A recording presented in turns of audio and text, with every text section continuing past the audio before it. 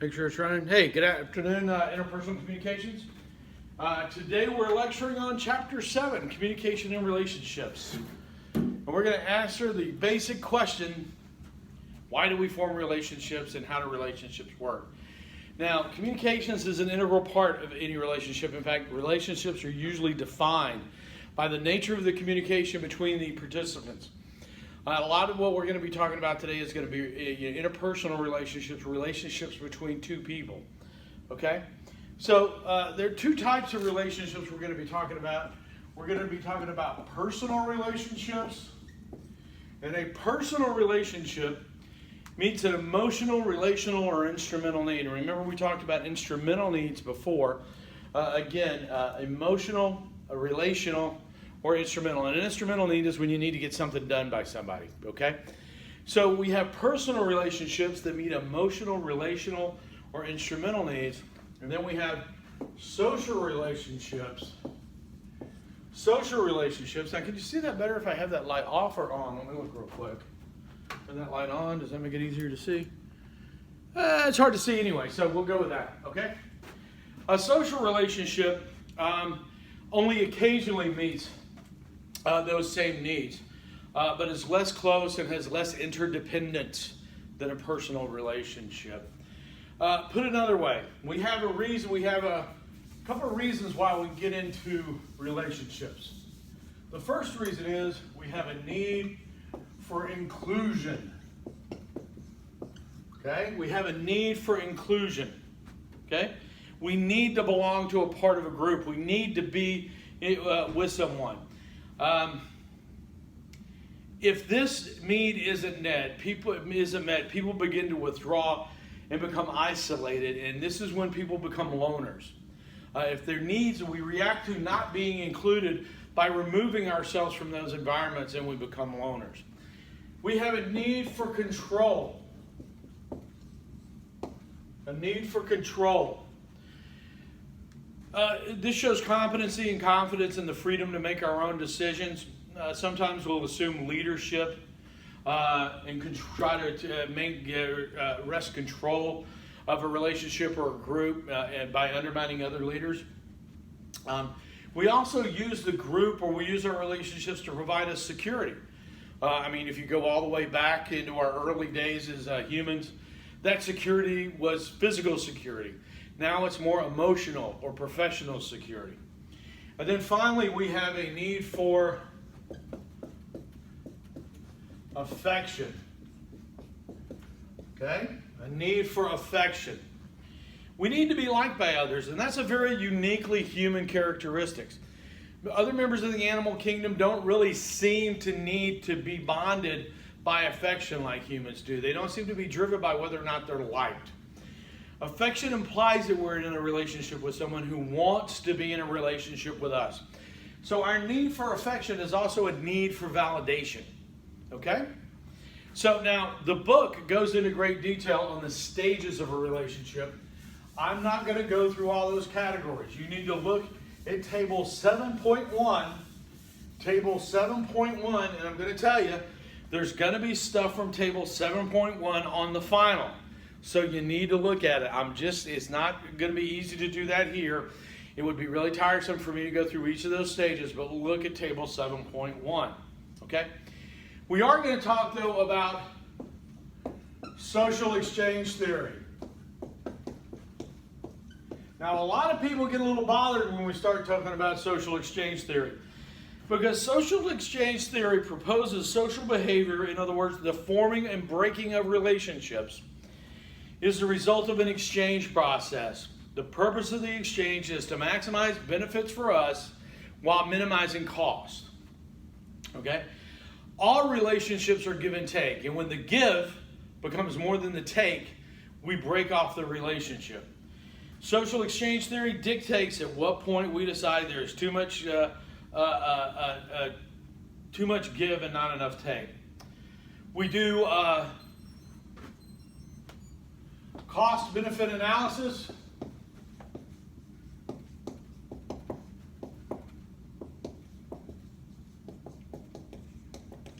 All right?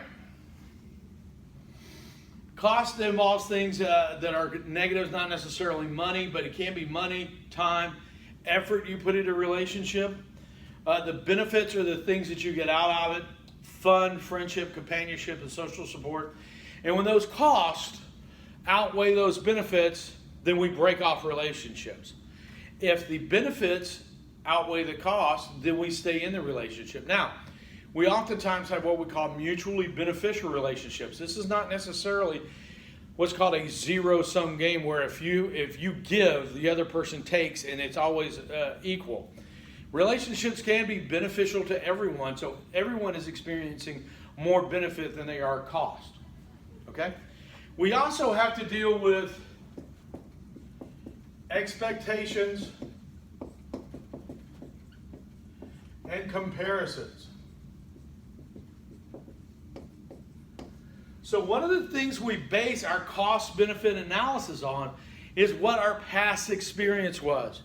And that leads to what our expectations can be now. And we compare our current relationships to our past experiences to see if it's still a beneficial relationship. We inherently compare our level of satisfaction based on comparisons to previous relationships. Okay? We may be dissatisfied with our current relationships based on comparisons to old relationships. Okay? We may also be satisfied if your last significant other, if your last spouse was a real jerk, you may be very satisfied with a person that gives you something your prior relationship didn't. You know, we've got friends that you're like, why are you with that guy? Hey, listen, he's not a drunk, or that woman. They don't drink, they like my kids, and they haven't stolen my car and my credit cards. Okay? So I like that person giving me stuff. This relationship is beneficial. Okay? So our expectations and comparisons will also have an impact on our cost-benefit analysis. Okay? There's also a look at the alternatives.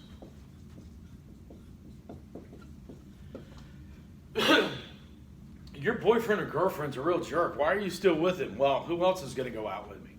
Okay? Your boss is abusive. Why do you stick with that company? I'm not going to be able to get another job with my skill set that pays this well. Okay? Our satisfaction with a relationship may be driven by our options. Okay? Lack of options may result in a lower comparison level, and lack of options may say, well, yeah, benefits are costs are outweighing benefits, but I don't have any other options that would give me a better cost-benefit analysis, so I will stay here. Okay? So social exchange theory is built around that cost-benefit analysis, but our expectations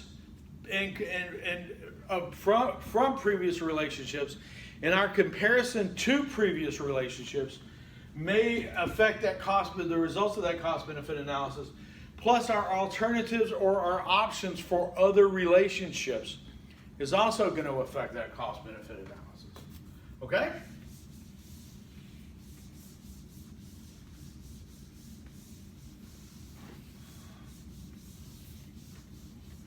Okay. So let's talk about friendships.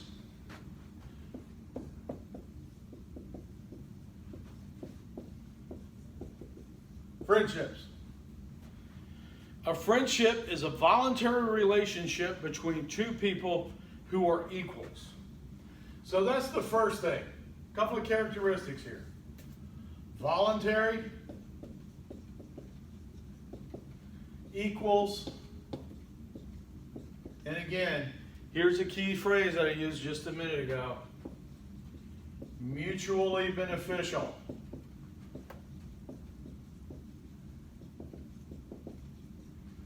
Okay? A friendship is a voluntary relationship between two people who are equals and mutually beneficial to each participant. Okay? We have three different types of friends. There are reciprocal friends. Now, reciprocal friendships are solid. They're between two equals. There's loyalty. There's commitment. Okay? This is where your best friend, your BFF, falls into this category. Okay, this is someone that you spend time around, that you are interdependent on, that you're equal, and you have a high level of loyalty to them. We have associative friendships.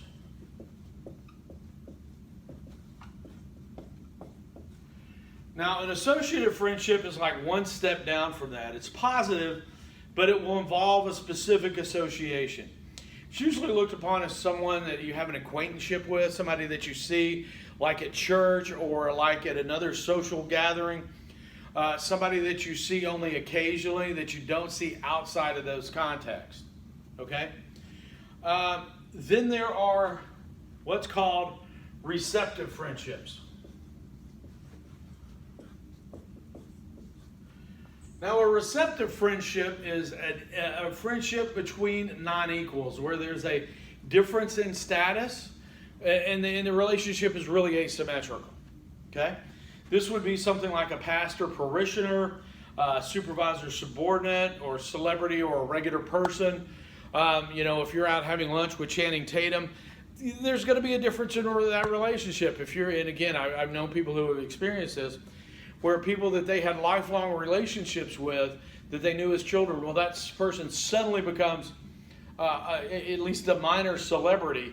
So that relationship becomes strained because they have shifted from a reciprocal friendship to a receptive friendship, where the person who has a higher status becomes unequal. I knew in college. Tim Cook, current CEO of the Apple Corporation. I knew him when I was in graduate school. Tim Cook and I aren't friends anymore. We never did stay in contact after school, but you can imagine if we have. He's now the CEO of one of the biggest, most profitable companies in the world, and I teach at Aiken Technical College. Is it possible for us to still be reciprocal friends? It certainly is. But there would also be possibly that receptive nature to it, to where we're of unequal status. And so the friendship would have to change in its very nature. Okay? So there's a couple of reasons about why we become friends with, and we say sometimes, why do we become friends with people? Well, let's talk about why you became friends with a specific purpose. Why did your best friend become your friend? Well, there's a couple of things we can talk about. First of all, is proximity. They were there. It's very hard for you to become friends with someone who lives 1,000 miles away from you. Now, in the days of modern technology and social media, it's much more possible, but really it's very difficult for us to become friends with anyone that is not in our immediate proximity. At least if we're going to be talking about those reciprocal friendships, they have to have proximity. Now, again, social media and the internet and technology means that it doesn't have to necessarily be, you can be virtually proximate to each other, but you still have to be able to contact each other and be in contact. The second thing is reciprocity. Okay? Are you going to get, when we like someone, we'll do it usually in return for them liking us, Well, and as a school kid, we used to phrase this as, are you going to like me back? If I say I like you, are you going to say I like you back? Okay? So we like to know when we go into a relationship that we're going to experience reciprocity. There is similarity. We usually pick our friends who are the same gender, the same ethnicity, the same socioeconomic class. Is that a hard and fast rule? Absolutely not. None of these are hard and fast rules. But is it something that is generally true? Yeah, absolutely. We usually pick our friends because they're similar. And then you sit there and say, well, why would we do that? Don't we? We do want a diversity in our friends, but we also want people who have been through the same things we are. When we share with or we ask advice from, we know they've been through something similar to us. Okay? We pick friends based on attractiveness. Now, attractiveness can be defined in about 1 million different ways. Okay? I'm not going to try to get into every definition of attractiveness. You may find someone physically attractive, mentally attractive, emotionally attractive. You may find some characteristic of them very attractive. They may have a beautiful singing voice. They may have, a good head of hair. I've never gotten a friend based on my hairline, but they may have a good head of hair. There may be something that you like about them that you're attracted to in their physical appearance or in their emotional or mental capacities, okay, that would allow you to look for them as a friend. We pick friends based on peer and family acceptance.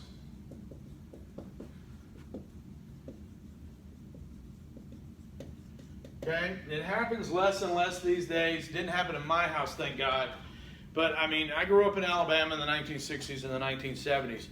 I know more than a couple of parents who refused to allow their children, and their children went along with it, refused to allow their children to become friends with children that were of different ethnic groups, different racial groups.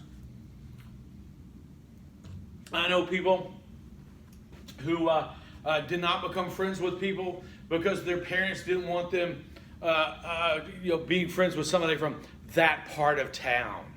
We've all experienced that. The world is full of, let's all be honest, the world is full of people that have preconceived ideas about people. But also, your peer and family may know the person. Hey, listen, that guy's a jerk. He used to slap around his last, person he was in a relationship with. You really don't need to be friends with that guy. That guy's a convicted felon. Don't be a friend with him. And our peers and our family acceptance can have a significant impact on who we become friends with. We may pick a friend. One of the things we think about is social competence. Social competence. And what that means is they show positive social behaviors that we either appreciate or wish to emulate. Okay? If we find somebody that's very capable at speaking with groups, somebody who's very articulate, someone who's very confident, we may say, that's something I want to be. I want to learn how to do that. So we may be attracted to that person as a friend, okay? So we become friends with them, okay? And then we may become friends with somebody because of a self-disclosure,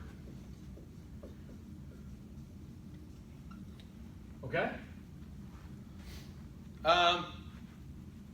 You may find somebody who you hear talking about something. Hey, I see and have witnessed on many, many occasions people who seemingly are two dissimilar people, and yet when one of them admits that he was he deployed to Afghanistan on multiple occasions, the other people will go, "Oh, you were in Afghanistan? So was I. When were you there? Where were you at? What kind of what was it like in that part of the world at that time?" So that self-disclosure will draw us to them. We will hear them and say something about themselves, and we will want to attach ourselves to them, and again, to form an attachment with them and become friends. So proximity, reciprocity, similarity, attractiveness, peer and family acceptance, social competence, and a self-disclosure may all attract us to someone to become friends. Okay? And again, great thing about this on tape, you can always back up if you want to listen to that again. All right, so as we go through the phases of our lives, we oftentimes have greatly different experiences with our friends and what type of friends we have. So let's talk about adolescence. We're going to make sure I spell this right. Adolescence. Still going to make sure I spell this right. I spell horribly. I have no confidence in my ability to spell. Adolescence. And that's going to be from the time you enter your puberty until the time you get to your teens. Now, adolescence is an incredibly important period for you forming friendships because this is where you're first allowed to pick your own friends. Okay? In grade school, up till about the time you start to middle school, 10 or 11 years old, your friends are pretty much picked for you based on proximity. Not where you live, but your parents will pick the church you go to. Your parents will pick the people you socialize with. The school will pick who you're in class with. Okay? You don't get a whole lot of leeway in going out and finding friends. Well, usually in middle school, you start getting into a schedule where you're engaging with a larger number of people your age. So adolescence is when you first get the chance to begin to pick your own friends. You shift from parents to friends for your social support. You know, as a parent, if you're the parent of a teenager or a grown child, you're familiar with that, 12 to 14 years old, where your children stop coming to you with every problem they experience. Okay, a lot of times they're looking to their friends for that social support. Self-identity isn't firm in adolescence, so friends can have an increased impact on your self-identity. That's why I always caution parents of adolescents, you got to be careful of who they're being friends with, because you can't necessarily dictate who they're friends with, but they may be giving your child the wrong message and establishing their self-identity in a way that's not something you necessarily approve of. So you have to be ready to deal with that. Not in draconian means, but you have to understand that since adolescents are still forming their self-identity, these new social friends they have that you didn't pick as a parent are going to have a big impact on them. Also, since yourself, the way you see yourself is anchored in friendship, it also leads to, since adolescents are still dealing with new emotions and they're learning how to engage in a social relationship, there's oftentimes a lot of chance for jealousness or possessiveness. Well, and again, we've all experienced this. We've all seen this. Well, how can you be her best friend and be best friends with me all at one time? You have to pick her or me. You have to pick him or me. We cannot be best friends. Okay? You want that one-on-one relationship, so you can become, an adolescent can become very possessive. Now, there's early adulthood, and we're going to define this as mostly being in your 20s. Now, in early adulthood, your friends provide feedback on your evolving selves and our self-concepts. Again, remember, in our 20s is usually the first time we begin to step out away from our parents. As a teen, yes, some people get an opportunity to build their own self-identities away from their family units. But when you hit your 20s, you're pretty much out there on your own in most cases. You've got your own job. A lot of times we have our own residences. A lot of times we're building our own families through marriage, by having children. So in early childhood, friends provide feedback on our evolving selves and our evolving self-concept. So this is a continuation of adolescence, where you begin to shift even further away from getting your self-identity from your family. Investment in adolescent friendships will take place in order to maintain a sense of continuity. In other words, you'll still hang out with some of your friends from high school in order to maintain that continuity. I remember when I was a freshman in college, I graduated from Homewood High School in lovely Homewood, Alabama. I went to Mississippi State for my freshman year. I was home every weekend hanging out with my old high school buddies, because in Mississippi State I didn't have any friends. In my sophomore year, my self-identity was so much in question now looking back on it, and I know I transferred to Auburn knowing that I had friends built in there. So I was constantly looking for that validation of my self-identity that I wasn't getting in Starkville, Mississippi. So I was going back and forth to my hometown. Okay? Now in adulthood, and this is after your 20s, and again, adulthood, arrives for different people at different times. In adulthood, there are a lot more constraints on who you can be friends with. There's constraints on time, there's constraints on money, there's constraints because of children. Your friendships as an adult are almost entirely driven by a need for stability. We don't have a whole lot of time to invest, in that social exchange theory. We need to make sure that the relationships and the friendships we have are going to be beneficial to us. So in adulthood, we have a tendency not to make new friends at the same rate we did as adolescents and as young adults. We use friends to process thoughts and relationships. Okay, we probably have a spouse or at least a significant other of some sort, but we also have our friends so that we can say, dude, I got to get out of the house. The wife and kids are just too much for me right now. Can we go out and have a beer? And I got some stuff I need to talk about. Okay? And that's from a very male-centric perspective. I admit that. Okay? When geographically separated, friends may, when geographically separated from our families, friends may begin to take on familial roles. You know, hey kids, this is your Uncle Jerry. Well, my brother lives 5 states away, but I want you to treat this guy like he's your uncle. You may meet, and I've done this on a couple of occasions when when we were living in the UK and my parents were 3,000 miles away, there were some older people that we hung out with that you could see that we were forming almost a parental relationship. Our next door neighbors, Keith and Karen, they were British. They were like our mentors in England, and they almost took on like a parental role for us. Even though we were, my wife and I were both in our 30s, late 30s, having older people, having people that are a bit older was very comfortable for us. And so we formed that friendship that allowed us to substitute for our families. Okay? And then we have later life. Now, later life, physical and mental capacities finally begin to have an impact on who we become friends with. Because, as we begin to reach that point where physically and mentally we're beginning to feel the impacts of aging, that might have, if we like to do something as some sort of physical activity, if we like to swim and we like to get engaged in some physical activity, we like to engage in some sort of mental or academic activity, and some people that we have been friends with in the past can no longer engage in that, we may do that social exchange and decide that we no longer want to continue that friendship. Okay, so physical and mental capacities can have a big impact. Okay, you can also get emotional support from people that that only know what you're dealing with if they've reached that phase of life. You're not going to reach down to someone who's in early adulthood to help you deal with the concept of your spouse becoming very ill. Okay? Now, you're going to want to be able to have, someone going through the same physical and mental issues that you are to converse with. Okay? Again, it's possible to maintain a friendship from adolescence all the way into later life. We all have lifelong friends.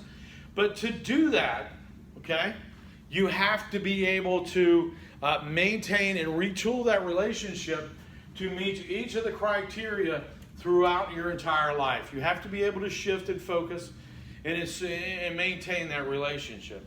The other thing is cross-gender relationships. We see cross-gender relationships being of a particular importance and being very prevalent as adolescents, but then they can drop and they decrease all the way through the rest of your life.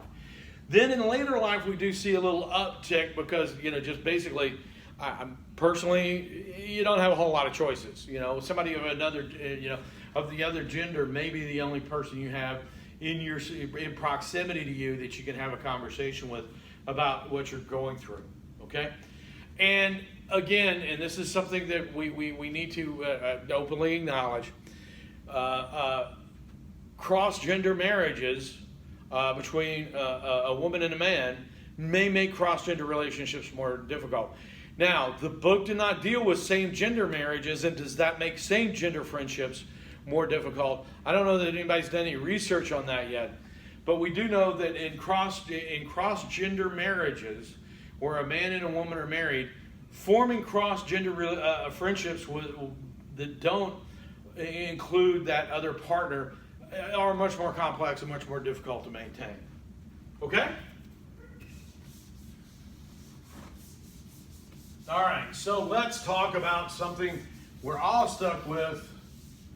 They say you can. The one thing you don't get to pick in life is your family. Now, we all have families of some sorts. Okay? Families are often defined by the nature of their communication. I am not going to worry about labeling all the different structures like they did in the book. The nuclear family, the binuclear family. Okay, that's fine. You can read through all that. Okay? But what family interactions families are defined by the nature of their interactions and their communications. Basically, they fall in on, almost all our families have certain communication rituals or interactional rituals that we all focus on. Okay? Again, Different relationship cultures, and we've talked about relationship cultures in earlier lectures, will have different rituals and different expectations, but we can talk about some broadly. So first of all, there's patterned family interactions.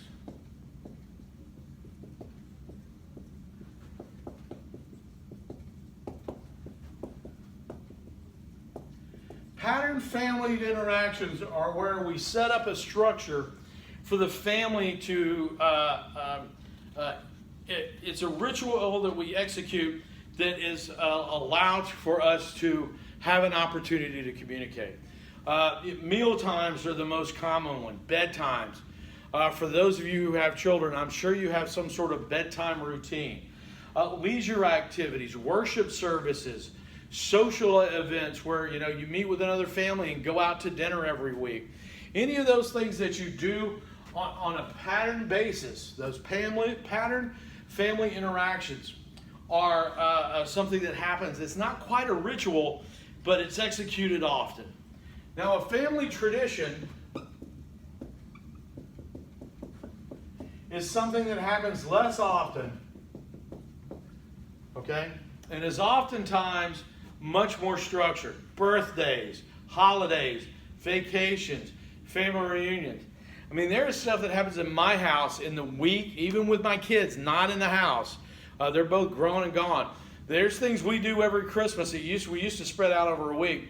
Usually my two daughters get home on about the 23rd, and we cram that week of Christmas traditions into 3 days. Okay?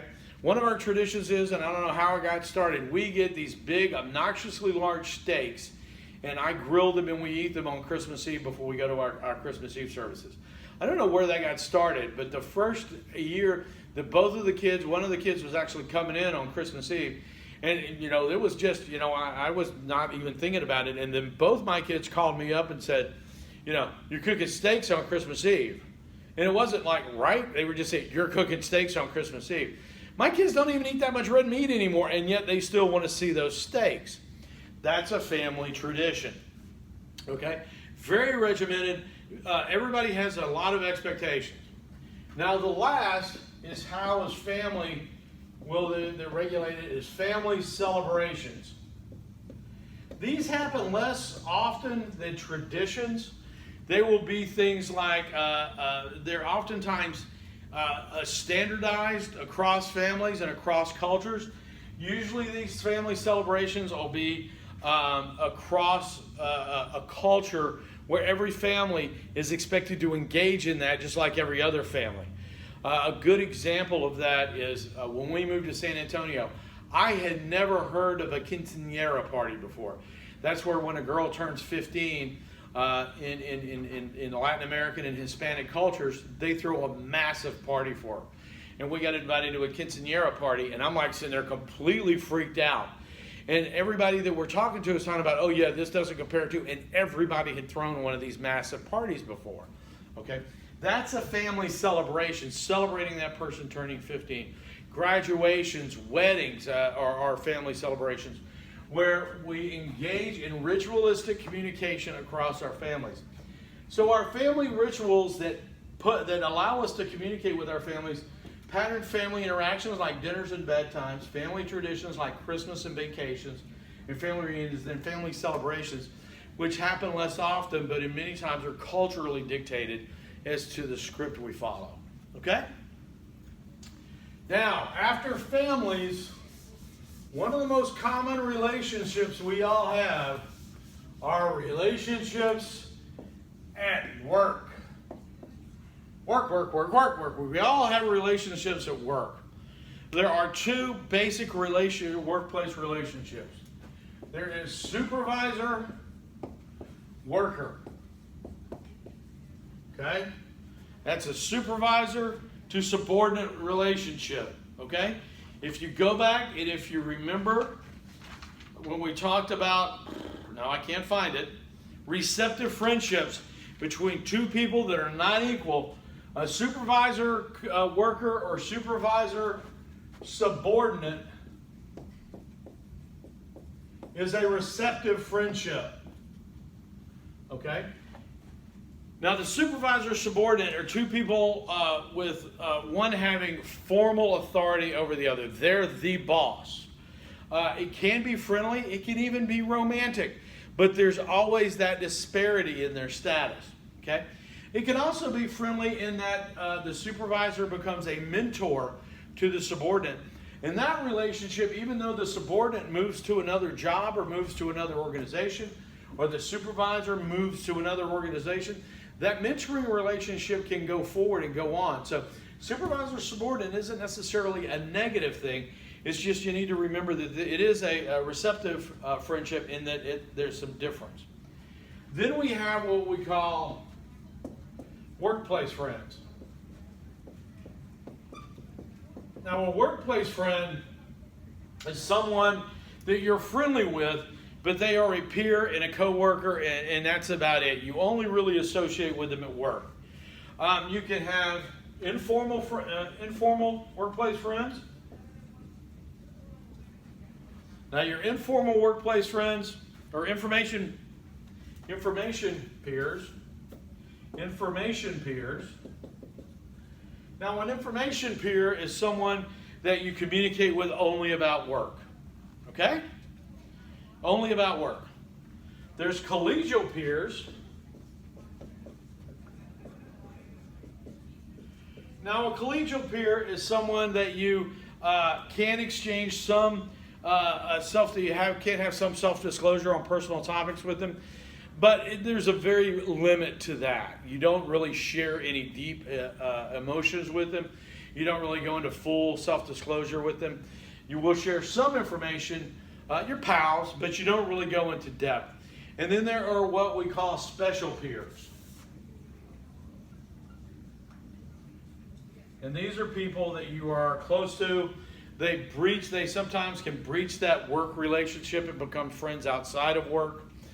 They have a high level of personal disclosure with very few limitations on that nature of that disclosure. I grew up, as an adult in the intelligence community where we could not discuss our work outside of work. So we had a tendency to be very bonded within the organization, especially after 9/11 when many of us were experiencing similar combat deployments. So there were very few information peers. If you weren't willing to disclose and have conversations in that environment, you really didn't function very well. We had a lot of collegial peers where we would share some disclosure, and there was a huge number, and some people would come in from outside and look, the special peer relationship that everybody would share. Man, I knew, I had a team of 14 people. Many of us had done deployments to Afghanistan or Iraq or both or other places that we could never talk about. So of those 14 people, 8 or 9 of those were probably special peers where I could talk to them. And again, some of them are dealing with issues like post-traumatic stress. So that forced us to become special peers. And I often try to run my organizations to make sure that we built community so that we had mutual support, because we were dealing with post-trauma in a lot of cases. So for me, it was really kind of screwed up and shaped differently. A lot of special peers, some collegial peers, very few information peers, because those people seem to very standoffish to us. Okay? Last thing we're going to talk about today. And that's only going to be very brief. Okay? And we're going to talk about anger. Okay? All right? Anger happens whenever there is tension between that cost-benefit analysis. It can happen then. Sometimes we just go, okay? The one thing, anger is neither good nor bad in and of itself. Expressing anger is oftentimes the way we may make corrections within that cost-benefit analysis. Certainly for those of y'all who are married or have been involved in a long-term relationship with a significant other, a lot of times that anger is how we balance that cost-benefit. A lot of times we understand that our partner in those relationships are, really think the relationship is out of whack. That anger is an indication to us that this is serious. So there's nothing wrong with anger. What is wrong is violence. Okay? Violence is not a good way. It is not an acceptable way to deal with anger. There's a couple of different types of violence. We'll talk about intimate partner violence.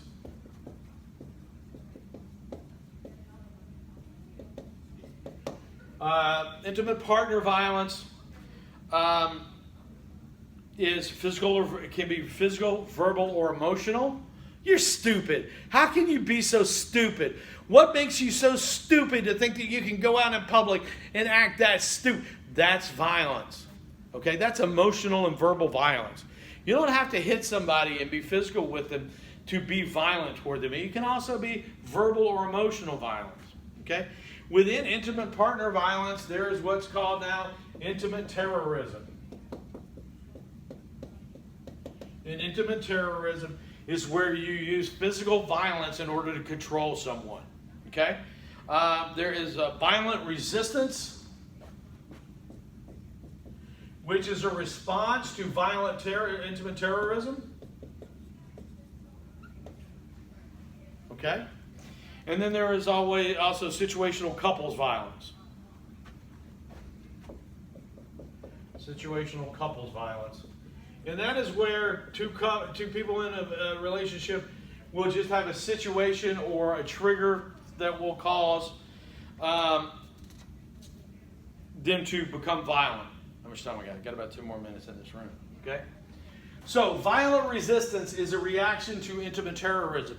Someone attempts to use violence to control you, and you respond with violence in return. Again, violence is not the good answer. Okay? The response to intimate terrorism is to get the cops involved, to get an outside party involved, to get out of the relationship until, if you want to get back into it when that person can handle their anger, that's fine. But violent resistance is not the way to go, because that's how situations escalate out of control very quickly. A situation of couples violence, again, not something we want to do. It's provoked by a situation or difficult emotions. Again, the answer to this, if you're experiencing any of this, is to get support from outside that relationship. Because if a person that you're in an intimate relationship with is becoming violent, they're not going to resolve that on their own in almost every case. Okay, finally, last talk about some communication aggression.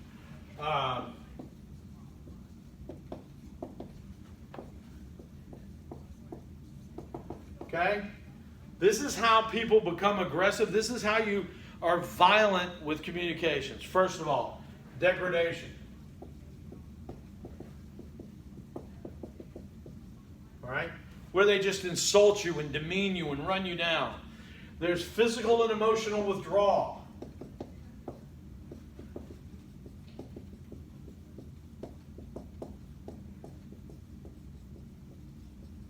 Physical and emotional withdrawal, where the person will not touch you, will not give you anything. They just completely step out of the relationship, even if they're present. And they're doing it not just because they're having a trauma, but as an aggressive behavior, they're doing it to punish you or to punish the other person in the relationship. You can restrict another person's actions.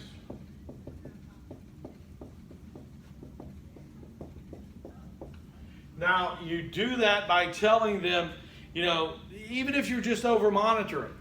Hey, I saw you were at the mall this afternoon. Why were you there? What were you doing? Or, yeah, you're not going to church anymore. I don't want you being around those people. Okay? That's restricting their actions of your partner. There is just dominating them.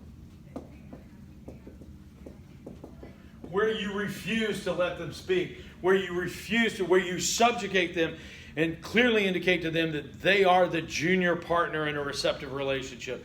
And I have status above you, and you are going to do what I tell you. Okay?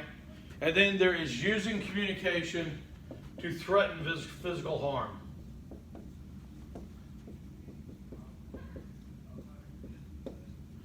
Okay, now the book calls this communicative aggressiveness. I would call this verbal violence. Okay? I need everyone to understand that these are violent behaviors. They're not physically violent, but communication and the words we choose to give to our partners can be just as violent and just as damaging to them as if we use physical violence against them. Okay? If you're degrading them, physically or emotionally withdrawing from them in order to punish them, restricting them, giving them orders that restrict their actions, even if you're restricting their actions by over-scrutinizing what they're doing to make them stop doing it. If you're dominating them verbally, if you're threatening physical harm, that is verbal violence. That is unacceptable. And again, I would encourage you, if you're experiencing any of that, you're an Aiken Tech student, we have counseling services here that are available to you. And again, this is part of the, when we talk about anger, where we always get in kind of really it's very weird to do this online where I'm talking to my phone. But if you experience any of that, we have services available to you here that can help you out. So please feel free to avail yourself of that. Okay, that's chapter 7, communication and relationships. There's some things in the book that, one I specifically pointed out that you need to go back and tag on. Everything else, I should have this posted today. So have a good weekend. Don't forget to do your discussion boards, and we will see you on the net. That was really stupid. I'm never going to say see you on the net again.